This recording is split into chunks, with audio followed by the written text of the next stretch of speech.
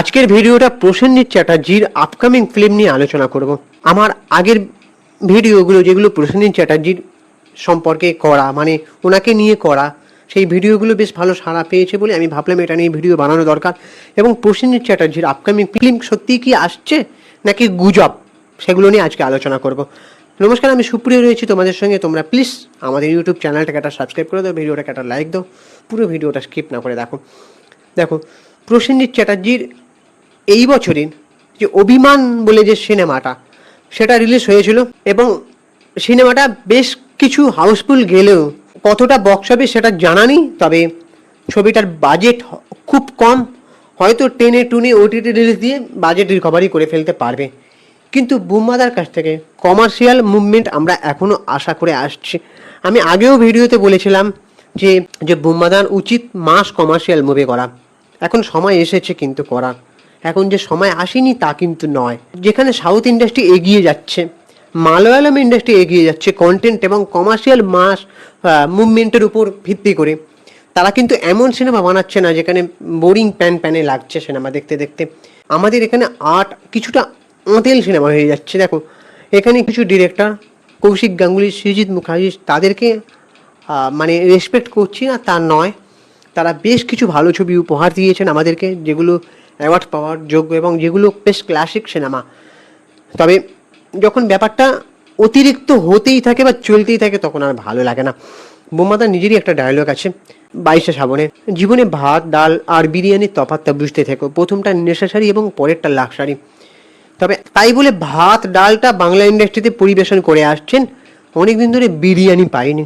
বিরিয়ানিটাকে আমি কমার্শিয়াল মাস মুভির সাথে তুলনা করছি এবং ভাত ডালটা এই যে সিনেমাগুলো চলছে একের পর এক চলতেই থাকছে, সেটাকে আমি তুলনা করে বললাম। দেখুন, কমার্শিয়াল মুভি ছাড়া ইন্ডাস্ট্রি বাঁচে না, এটা বিভিন্ন জায়গায় প্রসেনজিৎ চ্যাটার্জি বা বিভিন্ন বড় কান্ডারি যারা, তারাও কিন্তু বলেছেন কমার্শিয়াল সিনেমা ছাড়া ইন্ডাস্ট্রি বাঁচে না।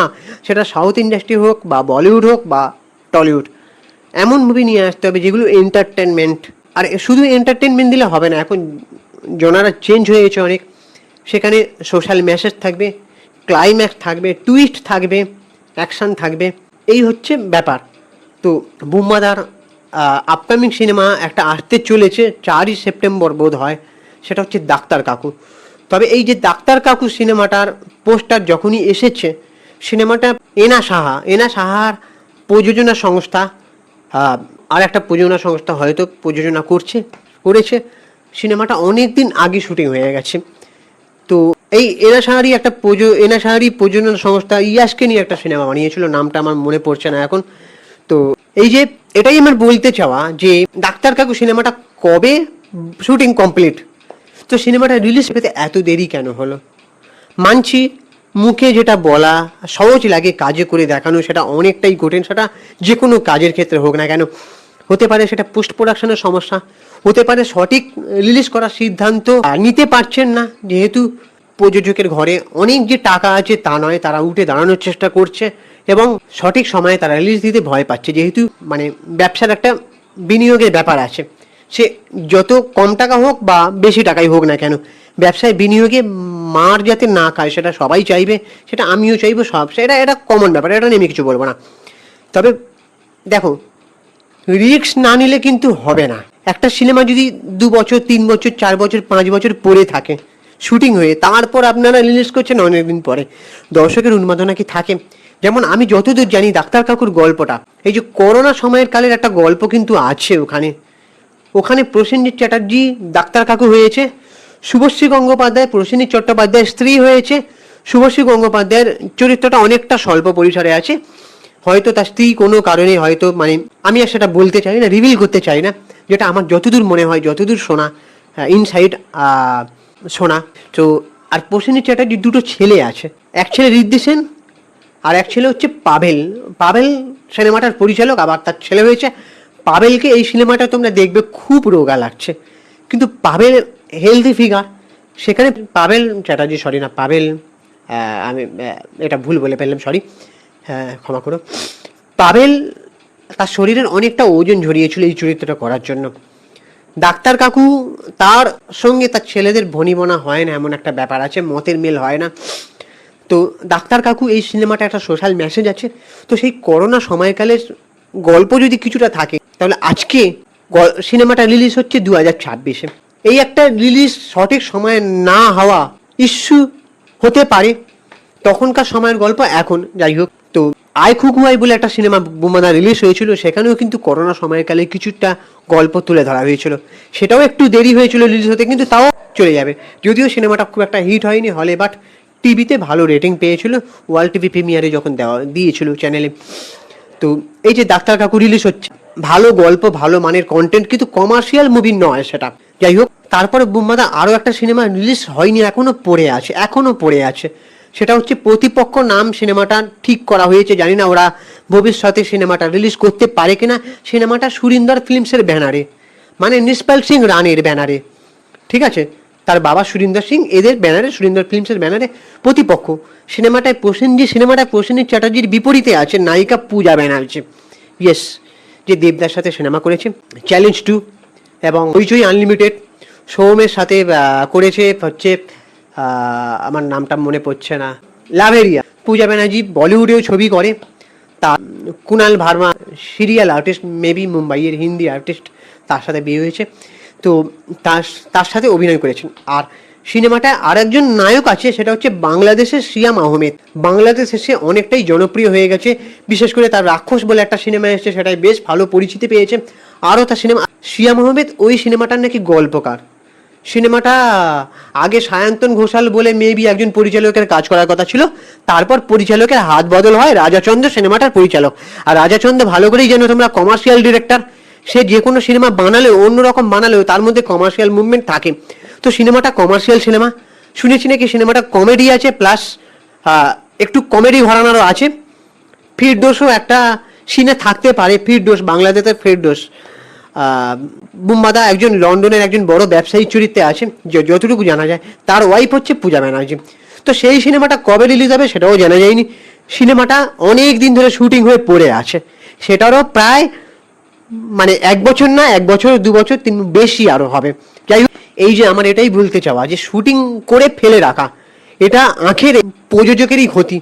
প্রযোজক দেখো, আজকে রিলিজ করলেও আপনাকে রিলিজ করতে হবে, কালকে রিলিজ করলেও আপনাকে রিলিজ করতে হবে। তো সঠিক চিন্তা ভাবনা করে তারা রিলিজ করবেন, এটাই চাই। আর এছাড়াও আমি দেখছিলাম যে কালকেই মেবি বুম্বাদার সাথে সৃজিত মুখার্জি এবং এসবিএফ এর কর্ণধার শ্রীকান্ত মোহতা একটা সেলফি তুলেছেন, মানে বুম্বাদাই মেবি সেলফিটা তুলছিলেন। সেই ছবিটা ইনস্টাগ্রামে পোস্ট হয় এবং বিভিন্ন মুভি রিভিউয়াররা ওটা নিয়ে ভিডিও বানাতে শুরু করে, যে বুম্বাদা হয়তো আবার সৃজিত মুখার্জির সাথে পুজোয় সিনেমা আনতে চলেছেন, সেটা হচ্ছে প্রবীর রায়চৌধুরীকে জুটি করে। ওই পোস্টটায় আবার সৃজিত মুখার্জি কমেন্ট করেছেন বনভিটা, মানে যেহেতু তোমরা ভালো করে জানো যে দশম অবতারে একটা সিনেমার একটা মানে সংলাপ ছিল অনির্বাণ ভট্টাচার্য এবং বুম্বাদার সঙ্গে, যে এটা চলে, তখন অনির্বাণ ভট্টাচার্য বলছে চলে, মানে ড্রিঙ্কের কথা বলছে, হ্যাঁ যে চলে আছে মাঝে সাথে। তারপর বুম্বাদা বলছে বনভিটা। তো এই কারণে সৃজিত মুখার্জি ওই নস্টালজিয়াটাকে উস্কে একটা কমেন্ট করেছেন, এবং অনেকে ভাবছে যে পুজোয় হয়তো সৃজিত মুখার্জির সাথে আর একটা সিনেমা আসতে পারে প্রবীর রায়চৌধুরীকে নিয়ে। তবে আমার একটা রিকোয়েস্ট, প্রবীর রায়চৌধুরীকে কেন্দ্র করে আর পিন্ডি চটকাবেন না আপনারা। প্রবীর রায়চৌধুরীকে যদি নিয়ে সিনেমা বানাতে হয় ভালোভাবে বানান, তবে দ্বিতীয় পুরুষ বানানো উচিত হয়নি। যদি প্রবীর রায়চৌধুরীকে নিয়ে হিরোকেন্দ্রিকভাবে আরও সিনেমা আনতে হয়, সেটা ইউনিভার্স আকারে। আপনারা ভালো করে জানেন যে বব বিশ্বাস কাহানিতে, বব বিশ্বাস বলে একটা চরিত্র ছিল, সেখানে বব বিশ্বাস কিন্তু হিরোকেন্দ্রিক করে একটা সিনেমা বানানোর চিন্তা ভাবনা করেছে শাহরুখ খানের রেড চিলিজ এন্টারটেনমেন্ট। বব বিশ্বাস বানিয়ে অভিষেক বচ্চনকে। যদিও বব বিশ্বাস আমার মনে হয় যে শাশ্বত চ্যাটার্জি ছাড়া কাউকে মানায় না, তবে শাশ্বত চ্যাটার্জি বলিউডে বেশি জনপ্রিয় নয়, অভিষেক বচ্চন যেহেতু ওদের নিজস্ব ব্যাপার। এখানে আমার এটাই বলতে চাওয়া যে যদি ইউনিভার্স আকারে সিনেমা বানাতেই হয়, প্লিজ পিন্ডি না চটকে ভালো আকারে বানান। অলরেডি পিন্ডি চটকে গেছে দ্বিতীয় পুরুষ, অনেকের ভালো লাগেনি, কিছু কিছু মানুষের ভালো লেগেছে। 22শে শ্রাবণের সিকুয়েল দ্বিতীয় পুরুষ বানানো উচিত হয়নি। আর প্রিকুয়েল যদি বানাতেই হয়, এমনভাবে বানান যে প্রবীর রায়চৌধুরীকে একটা হিরোকেন্দ্রিক ভাবে মাসি মুভমেন্ট দিয়ে বানানো হোক। দশম অবতারে প্রথমে দেখা হয়েছিল প্রসেনজিৎ চ্যাটার্জি দৌড়াচ্ছে, তাও প্রসেনজিৎ চ্যাটার্জি দৌড়ানোটা যদি আরেকটু ভালো করে দেওয়া যেত, তার ড্রেস কোডটা, সে অ্যাকশন করছে, সেটা হয়নি। তারপরে অনির্বাণ ভট্টাচার্য ওখানে ঢুকে গেছে, বিজয় পোদ্দার, ঠিক জমেনি ব্যাপারটা। একটা জায়গায় অনির্বাণ ভট্টাচার্য এবং জয়া আহসানে তাদের যে নাটকীয় সংলাপটা চলছে, সেখানে প্রবীর রায়চৌধুরীর কোনো ভূমিকাই নেই। তারপরে যে পড়ে যাওয়ার সিনটা অনেক মানুষের ভালো লাগেনি। যদি বানাতেই হয় প্লিজ জগা খিচুড়ি বানাবেন না, ভালো মানের কমার্শিয়াল সিনেমা বানানো হোক। তবে দেখুন, আমার কাছে কথা হচ্ছে, সৃজিত মুখার্জিকে বা কৌশিক গাঙ্গুলিকে আমি ছোট করছি না। দেখুন, সবার একটা সময় আসে, সবার কাজ হয়, কিছু ভালো হয় না।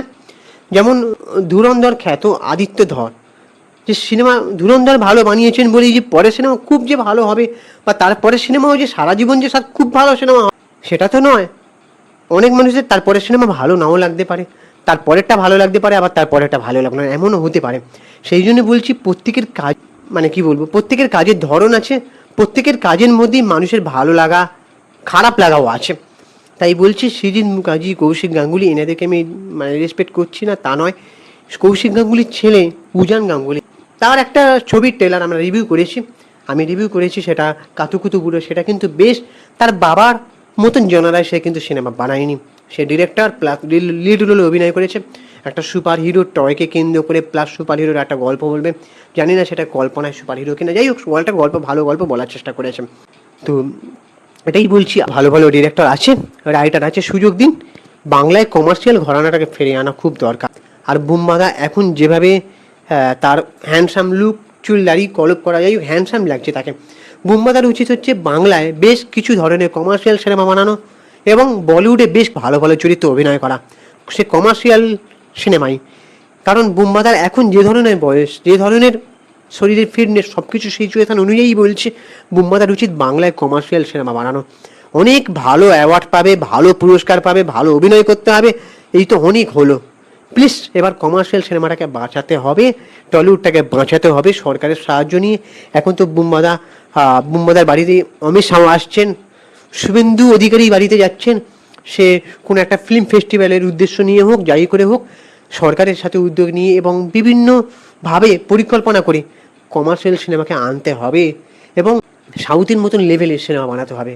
টক্কর দেওয়াটা আমি বলছি না, দেখুন বাংলা ইন্ডাস্ট্রিও দেখিয়ে দিক যে তারাও পারে। আর আমাদের টলিউড ইন্ডাস্ট্রি কিন্তু যেভাবে সাউথে অ্যাকশন হয়, টেকনিক্যালি টলিউড কিন্তু অনেক উন্নত। কারণ আমরা দেখেছি দেবদা, জিৎদাস সিনেমা, যেভাবে অ্যাকশন সিনেমাগুলো হতো, রিমেক হতো, সাউথের চেয়ে কোনো অংশে কম ছিল না। তারা সাউথ থেকে বিভিন্ন লোককে ভাড়া করে আনতে পারে, বলিউড থেকে ভাড়া করে আনতে পারে, তাদের টেকনিক্যালি অনেক, এমনকি বাংলার বিভিন্ন টেকনিশিয়ানরা বলিউড এবং সাউথে গিয়ে কাজ করে। এর থেকে আর কি কথা, তারাই তো কাজগুলো করে। আর আমরা ভাবি বলিউড পারছে, বাংলা কেন পারছে না? আরে বাংলার কিছু মানুষ হয় সেই টেকনিশিয়ানের কাজ করে ভাই। এটাই বলছি, বাংলাও পারবে, কিন্তু তাদের সেই চেষ্টাটা, রিস্কটা নিতে হবে। আর এসবিএফ চেষ্টা করলেই পারবে, এসবিএফই একমাত্র পারবে। আর সুরিন্দার ফিল্মস একটা জিনিস কি দেখেছি, তার সিনেমা শুটিং করে ফেলে রাখে, সঠিক সময়ে রিলিজ করে না। তাই আমার মনে হয় এসবিএফই ভালো পারবে। আর আরও কিছু ভালো প্রযোজনা সংস্থা, ভালো গল্প রাইটারকে তুলে আনা উচিত বুম্বাদার, এটাই বুম্বাদার জন্য অল দ্য বেস্ট। আর এর থেকে আমরা কিছু বলার নেই। এবার বাকি তোমাদের কি ওপিনিয়ন তোমরা জানো, এবং আমাদের ইউটিউব চ্যানেলটাকে সাবস্ক্রাইব করে দাও। ইউটিউবে সুপ্রিয় পৌঁছালে সিনেমেডিয়া, ভিডিওটা লাইক করো, শেয়ার করো, ইনস্টাগ্রামে আমাকে ফলো করো, ইনস্টাগ্রামে সুপ্রিয় পৌঁছালে সিনেমেডিয়া। চলো টাটা, দেখা হচ্ছে পরে ভিডিওতে।